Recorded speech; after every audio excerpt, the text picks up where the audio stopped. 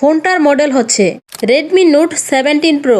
এই ভিডিওতে জানতে পারবেন এই ফোনটির ফুল specification, camera, gaming performance, battery backup এবং এর ভালো মন্দ দিকগুলো কি আর দেশের মার্কেটে এই ফোনটার প্রাইস কত হতে পারে সেটাও জানতে পারবেন আজকের এই ভিডিওতে। তাই ভিডিওটা শেষ পর্যন্ত দেখার অনুরোধ রইল।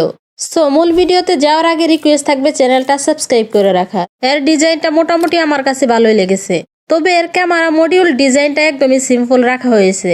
এই ফোনটার ওয়েট হচ্ছে 226 গ্রাম। হাতে ধরতে একটু ভারী মনে হতেই পারে। ফোনটা ভারী হওয়ার একটা বড় রিজন রয়েছে, সেটা না হয় একটু পরেই বলছি। আরও একটি ইন্টারেস্টিং ব্যাপার হলো এই ফোনটাতে দেওয়া হয়েছে IP68 এবং IP69 রেটিং। এতে প্রায় 30 মিনিটের মতো আপনি পানিতে ফোনটা সার্ভাইভ করতে পারবেন।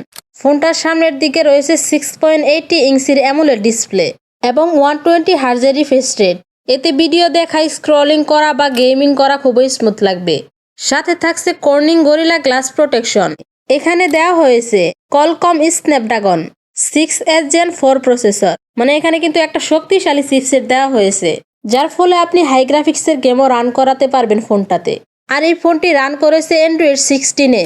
ক্যামেরার সেটআপের কথায় আসলে এখানে আপনি পাবেন 50 মেগাপিক্সেল মেইন ক্যামেরা। এতে কিন্তু আপনি মোটামুটি লেভেলের ছবি ক্যাপচার করতে পারবেন। আর সামনের দিকে রয়েছে 8 মেগাপিক্সেল সেলফি ক্যামেরা।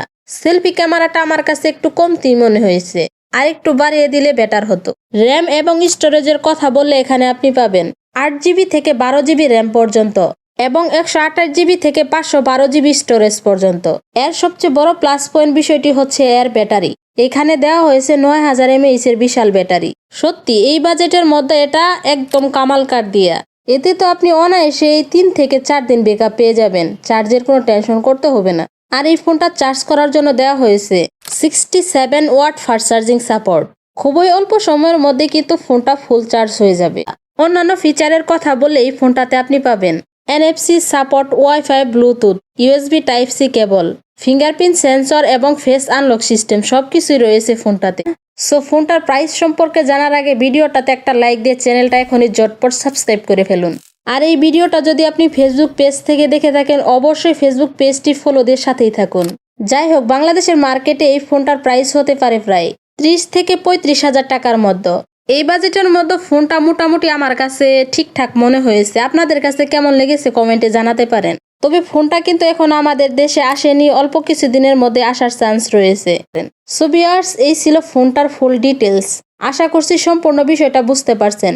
সো দেখা হচ্ছে নতুন আরো একটি ভিডিওতে। ততক্ষণে সকলে ভালো থাকবেন, সুস্থ থাকবেন। আল্লাহ হাফেজ।